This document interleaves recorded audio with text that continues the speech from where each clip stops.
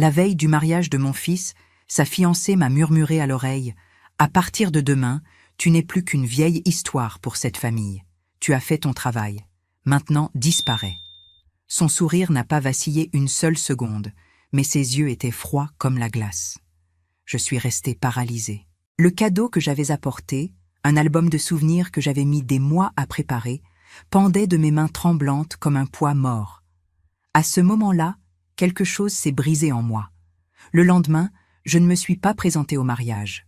Ce que je ne savais pas, c'est que quelques heures plus tard, cette cérémonie allait s'effondrer pour une raison que personne n'avait anticipée.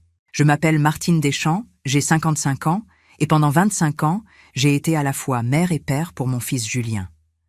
Quand mon mari nous a abandonnés, Julien avait à peine 5 ans. Il serrait encore ce dinosaure en peluche qu'il ne lâchait même pas pour dormir. Je me souviens de la première nuit seule, quand il m'a demandé avec ses grands yeux « Maman, quand est-ce que papa revient ?» Et moi, ravalant mes larmes, j'ai simplement souri et dit que parfois les gens ont besoin de suivre des chemins différents. Dès lors, ce furent des années à me lever à 5 heures du matin pour le préparer avant de courir à mon premier emploi comme réceptionniste dans une clinique à Bordeaux.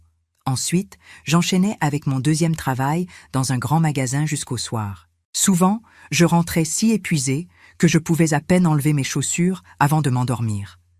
Mais je gardais toujours un peu d'énergie pour écouter comment s'était passée sa journée, pour l'aider avec ses devoirs, pour être sa supportrice personnelle lors des matchs de football du club. J'ai économisé chaque centime possible. J'ai renoncé aux vêtements neufs, je me coupais les cheveux moi-même, j'ai vendu la voiture pour payer les frais de la faculté quand les bourses n'ont pas suffi.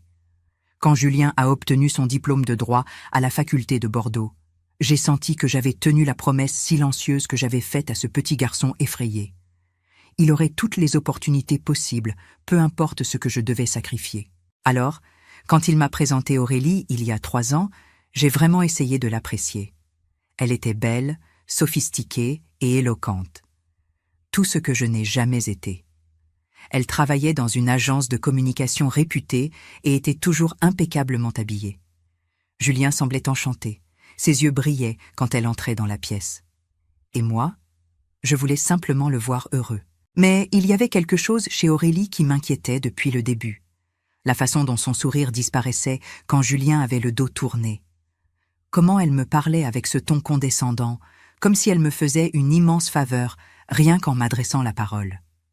Lors des réunions familiales, elle monopolisait l'attention en parlant de voyages internationaux et de clients célèbres, montrant rarement de l'intérêt pour ma vie.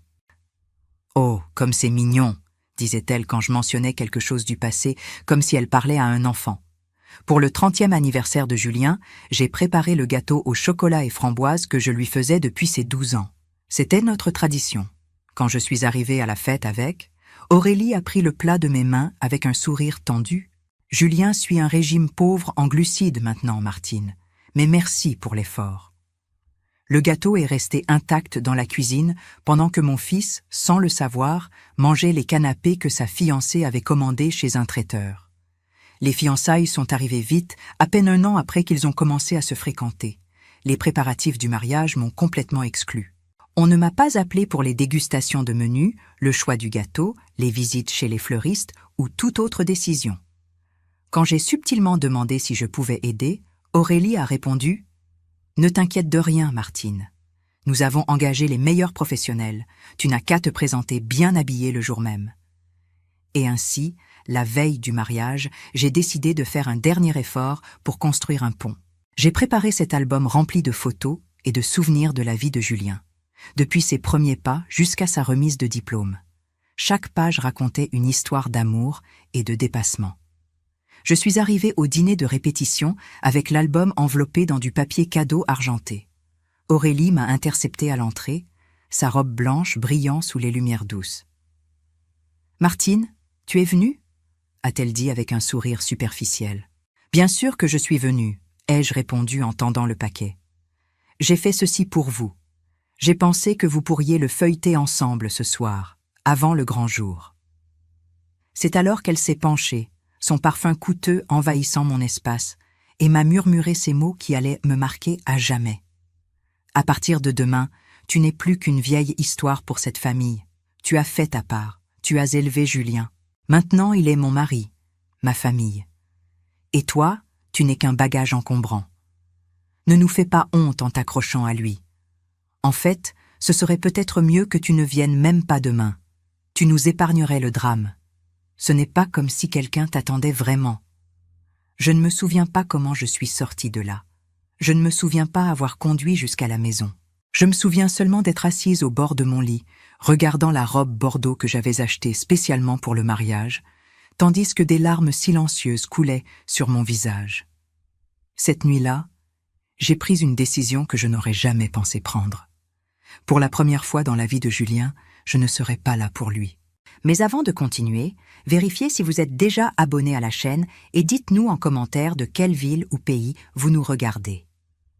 Nous aimons beaucoup savoir jusqu'où nos histoires voyagent. Le matin du mariage s'est levé avec un ciel clair et lumineux, le genre de journée parfaite dont toute mariée rêve pour son grand moment. Je me suis réveillée avant le réveil. Des années de routine matinale gravées dans mon corps comme une horloge interne.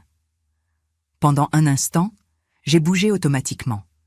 J'ai préparé le café, j'ai sorti la robe du cintre, j'ai séparé les chaussures que j'avais achetées spécialement pour l'occasion. Puis les mots d'Aurélie sont revenus comme un coup de poing dans l'estomac. Tu n'es qu'un bagage encombrant. Je me suis assise à la table de la cuisine, les mains tremblantes autour de la tasse de café, tandis que le soleil du matin dessinait des motifs sur le carrelage que j'avais moi-même posé des années auparavant, quand je n'avais pas les moyens d'engager un professionnel. Mon téléphone a commencé à vibrer sans arrêt. Des messages de la famille et des amis, tous en route vers l'église Saint-Pierre, tous demandant où j'étais. J'ai ignoré chacun d'entre eux. Au bout d'une heure, le premier appel de Julien est arrivé. Je l'ai laissé aller sur la messagerie vocale, incapable d'entendre sa voix sans m'effondrer. Son message semblait inquiet, confus. « Maman, où es-tu ? Tout le monde t'attend. S'il te plaît, rappelle-moi. » C'était la première fois en 25 ans que je le décevais délibérément. La douleur était presque physique, comme si je déchirais quelque chose de vital en moi. Mais les mots d'Aurélie avaient ouvert une blessure que j'ignorais depuis trop longtemps. Pendant des années, j'avais mis les besoins de Julien au-dessus des miens. J'avais étouffé mes sentiments, avalé des insultes voilées et un traitement condescendant, tout au nom de l'amour pour mon fils. Mais ce matin-là, quelque chose de différent s'agitait en moi. Une voix qui disait « Toi aussi, tu mérites le respect. Toi aussi, tu mérites la dignité. » Pour la première fois, je me choisissais moi-même. À 10 heures du matin, la sonnette a retenti. C'était ma sœur Françoise, encore habillée pour le mariage, son visage un mélange d'inquiétude et d'irritation. « Martine, qu'est-ce que tu fabriques ? Tout le monde te cherche. La cérémonie commence dans 1 heure. » Je lui ai fait signe d'entrer, incapable de parler sans que les larmes ne s'échappent. Nous nous sommes assises dans le salon, la robe bordeaux toujours suspendue à la porte de l'armoire, comme un fantôme de ce qui aurait dû être.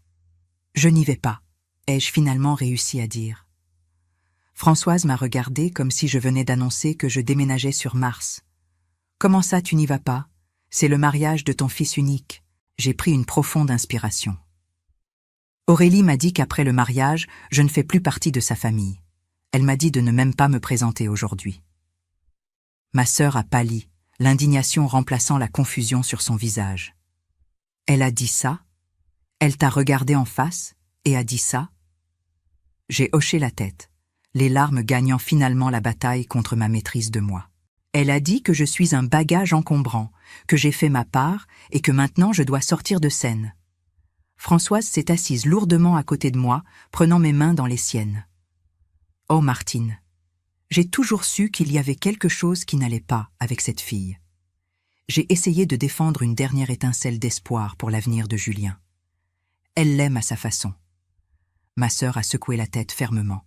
L'amour ne traite pas les gens comme ça. L'amour n'exclut pas. L'amour n'humilie pas. Pendant que nous parlions, mon téléphone continuait de vibrer avec des messages et des appels. Julien, de plus en plus désespéré. Des amis confus. La famille d'Aurélie, curieusement, dans un silence complet. À 11 heures, les cloches de l'église ont commencé à sonner au loin.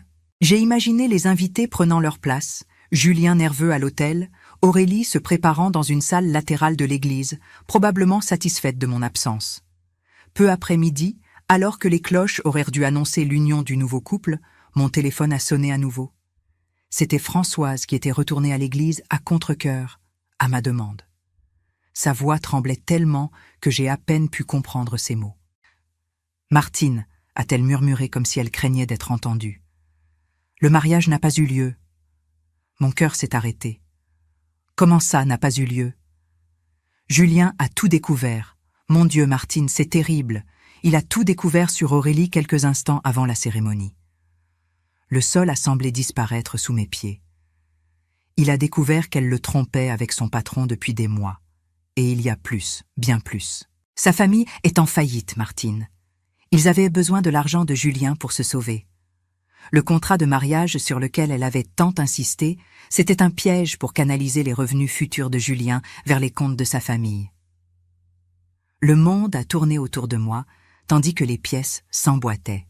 Les commentaires occasionnels sur le futur salaire de Julien, l'insistance d'Aurélie à contrôler tous les aspects financiers de la relation, la façon dont son père m'avait dit avec un sourire énigmatique lors des fiançailles.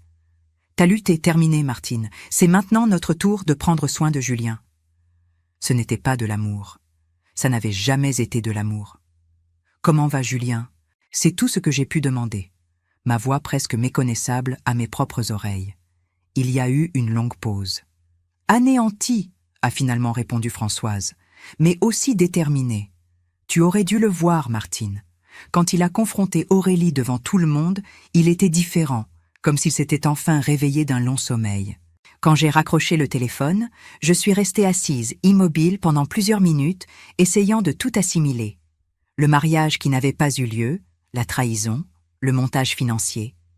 Et au milieu de tout cela, mon absence, qui aurait dû me détruire, avait fini par être la seule chose qui m'avait épargné d'assister à l'humiliation publique de mon fils. Vers 15 heures, un coup fort à la porte m'a fait sursauter. J'ai ouvert pour trouver Julien debout là, encore vêtu de son costume de mariage, la cravate défaite et les yeux rouges. Sans dire un mot, il est entré et m'a serré si fort dans ses bras qu'il m'a presque coupé le souffle. « Maman », a-t-il murmuré contre mes cheveux. « Tu savais ?» J'ai senti mon cœur se serrer. Je savais quoi, mon fils? Sur Aurélie, sur qui elle est vraiment. Je me suis doucement écartée, le regardant dans les yeux. Je savais qu'elle ne me voulait pas près d'elle. Je savais qu'elle ne me respectait pas. Mais non, Julien. Je ne savais rien de la trahison, ni des plans financiers de sa famille. Il a hoché lentement la tête, absorbant mes mots. Elle t'a dit de ne pas venir au mariage, n'est-ce pas? C'est pour ça que tu n'étais pas là. Je n'ai pas pu lui mentir, je n'ai jamais pu. La veille au soir, elle m'a dit qu'après le mariage, je ne ferais plus partie de ta famille. Elle a dit qu'il valait mieux que je ne me présente même pas. Son visage s'est assombri, une nouvelle vague de douleur et de colère passant sur ses traits. Et tu l'as cru? Tu as cru que je permettrais ça? Cette question m'a frappée comme la foudre. Moi, après toutes ces années à l'élever, après connaître son cœur mieux que quiconque, avais-je vraiment cru qu'il permettrait qu'on m'écarte de sa vie? La vérité faisait mal. Oui, je l'avais cru. Non pas parce que je ne faisais pas confiance à Julien, mais parce que j'avais vu le pouvoir qu'Aurélie exerçait sur lui, la façon dont il semblait aveugle quand il s'agissait d'elle. Julien, elle te transformait en une autre personne quand elle était près de toi, quelqu'un que parfois je reconnaissais à peine. Il s'est effondré sur le canapé, se couvrant le visage de ses mains. « Je sais », a-t-il murmuré entre ses doigts. « Je sais ». Je me suis assise à côté de lui, posant doucement ma main sur son épaule. « Que s'est-il passé à l'église? Je veux l'entendre de toi. » Julien a pris une profonde inspiration. « Philippe, mon témoin, il a reçu des photos d'Aurélie avec son patron Thierry. Des photos récentes d'il y a 2 semaines. Il était clair ce qui se passait. Philippe me les a montrées quelques minutes avant que la cérémonie ne commence. Au début, je n'y ai pas cru. J'ai pensé que c'était un malentendu ou de vieilles photos d'avant notre rencontre. Mais elles ne l'étaient pas. La date était là, dans le coin des photos.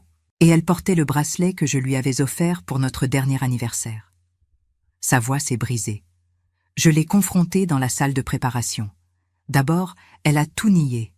Puis elle a dit que c'était juste une erreur, un moment de faiblesse. Mais alors, sa cousine Céline, qui était ivre de champagne et de nervosité, a laissé échapper quelque chose sur le contrat de mariage, sur la façon dont le père d'Aurélie avait célébré la veille parce que leurs problèmes financiers seraient résolus après-demain.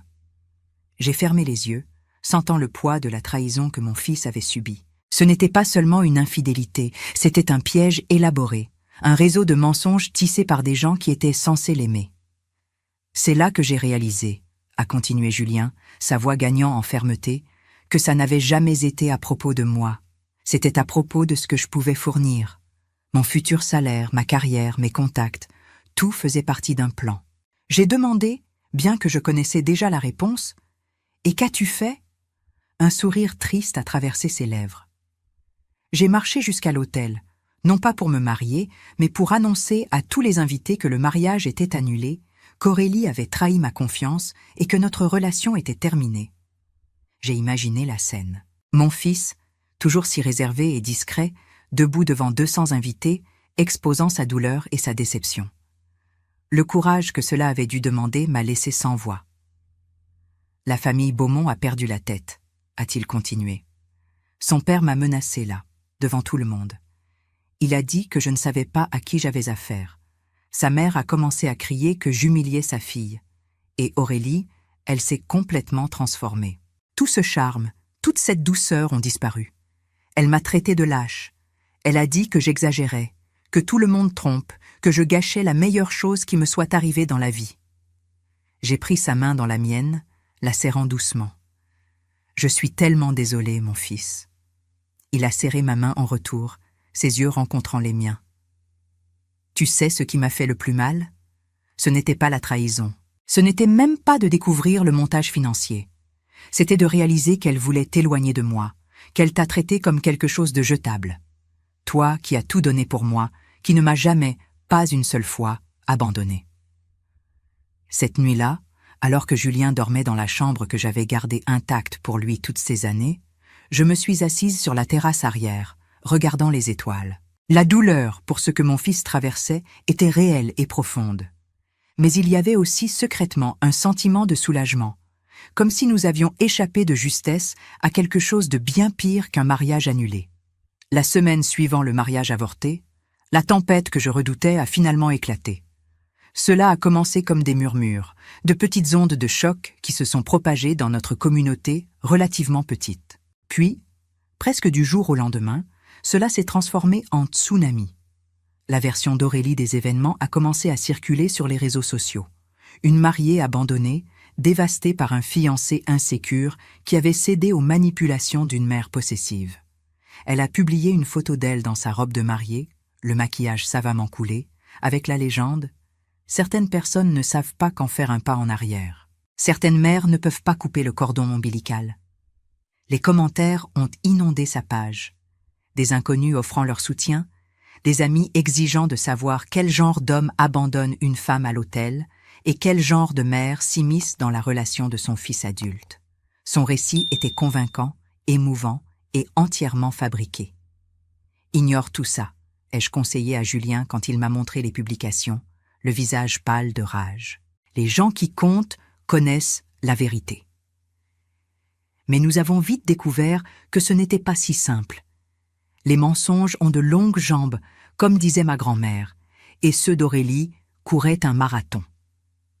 J'ai commencé à remarquer des regards étranges au supermarché, des conversations qui s'arrêtaient brusquement quand j'approchais à la pharmacie. Une ancienne amie d'école m'a envoyé un message demandant si j'avais vraiment ruiné le mariage de Julien par jalousie. L'indignation que j'ai ressentie a été rapidement remplacée par quelque chose de plus douloureux, la honte. Non pas parce que je croyais aux mensonges, mais parce qu'après toutes ces années de sacrifices silencieux, j'étais dépeinte comme la méchante dans l'histoire de quelqu'un d'autre. Julien, pendant ce temps, affrontait ses propres batailles. Un des associés du cabinet d'avocats où il travaillait, accessoirement ami du père d'Aurélie, a commencé à remettre en question son jugement et sa stabilité émotionnelle. Un soir, alors que la pression devenait presque insupportable, j'ai eu une idée. Si Aurélie utilisait la perception comme arme, alors nous devions nous battre avec la vérité. J'ai fouillé dans mon petit bureau à la maison, trouvant chaque preuve que j'avais gardée presque instinctivement au fil des ans. Des courriels que Julien m'avait transférés où Aurélie parlait de ses attentes financières pour leur avenir. Des captures d'écran de messages où elle demandait pourquoi il insistait pour faire du travail pro bono quand il pourrait gagner de l'argent. Et surtout, une copie du contrat de mariage avec des clauses si clairement prédatrices que n'importe quel juge verrait l'intention derrière elle. Mon amie Nathalie, qui travaillait comme assistante juridique dans un grand cabinet de Bordeaux, nous a donné la solution. « Je connais un journaliste d'investigation », a-t-elle dit. « Marc Lefebvre. Il s'est spécialisé dans l'exposition de fraudes financières. Si vous avez des preuves concrètes, il peut transformer ça en un reportage légitime, pas en potin de réseaux sociaux. » Marc nous a rencontrés dans un café discret du centre-ville, un homme de petite taille avec une barbe grisonnante et des yeux perçants qui semblaient examiner chaque mot que nous disions. Il a écouté notre histoire en silence, prenant occasionnellement des notes dans un petit carnet. « Ce que vous avez est solide », a-t-il finalement dit, « surtout le contrat de mariage et les registres financiers de la famille Beaumont. Mais j'ai besoin de plus, j'ai besoin d'une confirmation indépendante. » Au cours des 2 semaines suivantes, Marc a travaillé sans relâche, enquêtant sur l'historique financier de la famille Beaumont, interviewant d'anciens employés de leurs entreprises en faillite, obtenant même des témoignages d'anciens partenaires commerciaux et des documents publics sur leurs procédures de faillite. Puis, exactement 1 mois après le mariage annulé, le reportage de Marc a été publié. Les dessous du mariage annulé, les montages financiers de la famille Beaumont. Le reportage occupait 2 pages entières dans le journal régional Sud-Ouest avec une version en ligne encore plus détaillée. Il détaillait les faillites successives des entreprises de M. Beaumont, les prêts impayés, les accusations précédentes de fraude qui avaient été réglées silencieusement hors des tribunaux. Il incluait une analyse juridique du contrat de mariage par des avocats indépendants, le qualifiant de prédateur et éthiquement questionnable. La réaction a été immédiate. Les commentaires en ligne ont afflué, non pas contre moi ou Julien, mais contre Aurélie et sa famille. Donc elle voulait son argent, pas son cœur. Cette pauvre mère. Imagine être traitée comme ça après avoir élevé ton fils toute seule. La marée avait tourné. Ce soir-là, Julien et moi nous sommes assis sur la terrasse, buvant du thé en silence. Pour la première fois depuis des semaines, il n'y avait pas de tension dans l'air. « Tu crois que c'est fini ?» ai-je finalement demandé. Julien a regardé les étoiles un long moment avant de répondre. « Je ne sais pas. Sa famille est acculée maintenant, et les gens désespérés font des choses désespérées. Mais au moins maintenant, nous nous battons à armes égales. La vérité contre leurs mensonges. » Le calme qui a suivi la publication du reportage de Marc était comme l'œil d'un cyclone. Un bref moment de paix avant la prochaine vague de chaos. Pendant 2 semaines, Julien et moi avons respiré un peu plus facilement. Les regards de jugement ont diminué. Des messages de soutien ont commencé à arriver. J'aurais dû me méfier de ce silence venant de la famille Beaumont. Des gens comme eux ne disparaissent pas silencieusement quand ils sont exposés. Ils contre-attaquent. La représaille est arrivée un mercredi ordinaire. Mon téléphone a sonné, un numéro inconnu. « Madame Martine Deschamps ?» a demandé une voix masculine, formelle. « Oui, c'est moi. Je suis le capitaine Moreau de la gendarmerie. Nous avons besoin que vous vous présentiez à la brigade le plus tôt possible pour faire une déposition. » Mon cœur s'est glacé. Une déposition à propos de quoi exactement? Il y a eu une pause. Le son de papier feuilleté. « Nous avons une plainte formelle contre vous pour extorsion, chantage et menaces contre la famille Beaumont. » Le sac de course m'a glissé des mains. J'ai conduit jusqu'à la maison en état de choc. Une fois à l'intérieur, j'ai immédiatement appelé Julien, qui est sorti en courant du tribunal dès qu'il a entendu ma voix tremblante. Quand il est arrivé à la maison, il avait déjà trouvé le document qu'un officier avait laissé à ma porte pendant mon absence, une convocation officielle détaillant les accusations. Selon la plainte, j'avais menacé la famille Beaumont d'une exposition publique d'informations fausses, à moins qu'ils ne paient une somme importante pour acheter mon silence. « C'est complètement fabriqué », a dit Julien, le visage rouge de rage en lisant le document. Ils essaient de criminaliser le fait que nous avons exposé la vérité à leur sujet. Le lendemain matin, nous nous sommes présentés à la gendarmerie. L'interrogatoire a duré 2 heures agonisantes. J'ai été questionné sur chaque interaction que j'avais eue avec Aurélie et sa famille, sur mes motivations pour ne pas assister au mariage, sur ce que je voulais vraiment en contribuant au reportage journalistique. J'ai répondu à chaque question avec honnêteté, mais à mesure que l'interrogatoire avançait, j'ai remarqué quelque chose de perturbant dans le ton du capitaine. Il semblait avoir déjà formé une opinion, comme s'il ne faisait que suivre un protocole, pas vraiment enquêter. Dans les jours suivants, la situation a empiré. L'histoire a fuité dans tous les journaux locaux, mais de manière déformée. Une mère accusée d'extorquer la famille de l'ex-fiancé de son fils. Mon nom et ma photo étaient partout. Le petit salon de coiffure où je travaillais à temps partiel m'a appelé poliment pour dire qu'il serait peut-être préférable que je prenne un congé jusqu'à ce que tout soit résolu. Un soir, assise à la table de la cuisine en révisant des documents avec Julien, je me suis effondrée en larmes. Peut-être qu'on devrait abandonner, ai-je murmuré. Peut-être qu'on devrait juste dire ce qu'ils veulent entendre, se rétracter publiquement. Julien a posé les papiers et a pris mes mains. « Maman, regarde-moi. C'est exactement ce qu'ils veulent.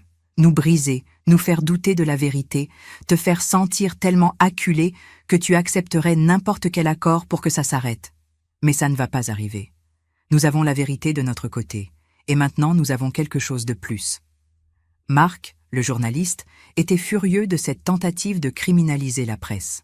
Il enquêtait sur le capitaine Moreau, cherchant des connexions avec les Beaumont, et Nathalie avait réussi à faire accepter notre dossier par son patron, Maître Durand, l'un des plus grands avocats pénalistes de la ville, en pro bono. La semaine suivante, le cas a pris un tournant inattendu. Marc a publié un nouveau reportage, cette fois centré sur les méthodes d'enquête douteuses. Il avait découvert que le capitaine Moreau avait un fils qui travaillait pour l'une des rares entreprises survivantes de l'empire en faillite de M. Beaumont. Un conflit d'intérêts flagrant que le capitaine avait omis de mentionner. Simultanément, Maître Durand a déposé une requête formelle contestant la validité des preuves présentées contre moi, exigeant qu'elles soient soumises à une analyse médico-légale pour vérifier leur authenticité. 3 jours après la requête, nous avons reçu un appel de Maître Durand. « Le parquet envisage de classer l'affaire », a-t-il dit. « Il semble que les preuves ne résistent pas à un examen plus rigoureux. » Mais il y avait une condition. Les Beaumont proposaient un accord. Ils retiraient les accusations criminelles si nous signions une rétractation publique du reportage de Marc et acceptions un accord de confidentialité permanent sur toute l'affaire. J'ai regardé Julien, sentant la rage monter en moi. Même maintenant, acculés, ils essayaient encore de nous faire taire. Non, ai-je dit fermement. Je ne mentirai pas pour sauver leur réputation. Je ne démentirai pas la vérité. Julien a hoché la tête, un sourire de fierté illuminant son visage. Maître Durand, notre réponse est non. Dites-leur que nous sommes prêts à aller jusqu'au bout. C'était un pari risqué. Nous défiions essentiellement une famille puissante et désespérée à faire de son pire. Mais quelque chose avait changé en moi. La peur qui me paralysait des jours plus tôt avait été remplacée par une détermination de fer. Et alors, quand notre défi a été transmis aux Beaumont, quelque chose d'extraordinaire s'est produit. Ils ont reculé. 2 semaines plus tard, l'affaire a été officiellement classée pour insuffisance de preuves. Le capitaine Moreau a été écarté du dossier en raison du conflit d'intérêts. Et le plus surprenant encore, Aurélie et sa famille ont quitté Bordeaux presque du jour au lendemain, déménageant quelque part où leur nom et réputation n'étaient pas entachés par la vérité exposée. C'est étrange comme la vie nous marque. Comment certaines expériences s'impriment en nous, changeant non seulement qui nous sommes, mais comment nous voyons le monde autour de nous. Dans les mois qui ont suivi le classement de l'affaire, j'ai découvert cette vérité de première main. Le soulagement immédiat a cédé la place à quelque chose de plus complexe, un processus de guérison à la fois libérateur et douloureux. Julien a affronté ses propres défis. Bien que sa carrière au cabinet d'avocat avance enfin sans l'ombre des fausses accusations, le traumatisme émotionnel de la trahison d'Aurélie l'avait rendu prudent, réservé. Il s'est plongé dans le travail avec une intensité qui parfois m'inquiétait. « Tu as besoin de te donner du temps », lui disais-je doucement les nuits où je le trouvais encore penché sur des documents juridiques à 2 heures du matin.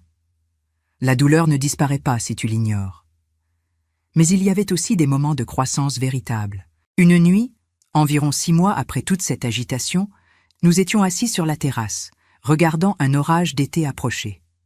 « Tu sais ce qui est étrange ?» a dit Julien soudainement. Maintenant, je regarde en arrière et je vois tous les signes que j'ai ignorés avec Aurélie. La façon dont elle parlait d'argent, comment elle essayait de m'éloigner des gens qui tenaient vraiment à moi. Quelques mois plus tard, il a ouvert son propre cabinet d'avocat, petit mais en croissance rapide, spécialisé dans l'aide aux victimes de fraudes financières. Le travail le comblait d'une manière que son emploi précédent n'avait jamais réussi. Pour moi, le changement est venu plus graduellement, mais tout aussi profondément. Après des décennies à définir mon identité presque exclusivement à travers la maternité et le sacrifice, j'ai commencé à redécouvrir des parties de moi-même oubliées depuis longtemps. Je me suis remise à peindre, une passion que j'avais abandonnée quand Julien était bébé par manque de temps et de ressources. J'ai transformé la chambre d'amis en un petit atelier. Les murs sont maintenant un kaléidoscope de couleurs et d'émotions capturées sur toile. Avec l'encouragement de Nathalie, j'ai aussi commencé à participer à un groupe de soutien pour femmes ayant traversé des traumatismes ou de grandes transitions de vie. Au début, j'y allais juste pour écouter. Mais avec le temps, j'ai trouvé ma voie. Et plus important encore, j'ai trouvé une communauté de femmes qui comprenaient ce que signifie être mise à l'épreuve jusqu'à la limite et rester debout malgré tout. C'est à travers ce groupe que j'ai rencontré Véronique, une psychologue spécialisée dans l'aide aux personnes reconstruisant leur vie. Après avoir entendu mon histoire, elle m'a fait une proposition surprenante. « Martine, as-tu déjà pensé à utiliser ton expérience pour aider d'autres personnes ? Nous avons un programme de mentorat pour les femmes qui traversent des situations similaires, et je pense que tu serais une mentor extraordinaire. » 6 mois plus tard, j'ai donné ma première conférence formelle pour un petit groupe de femmes. Mes mains tremblaient tellement que j'ai failli faire tomber mes notes, mais quand j'ai commencé à parler, les mots ont coulé naturellement.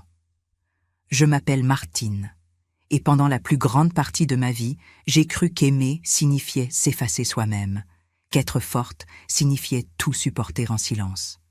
Je suis ici pour vous dire que j'avais tort.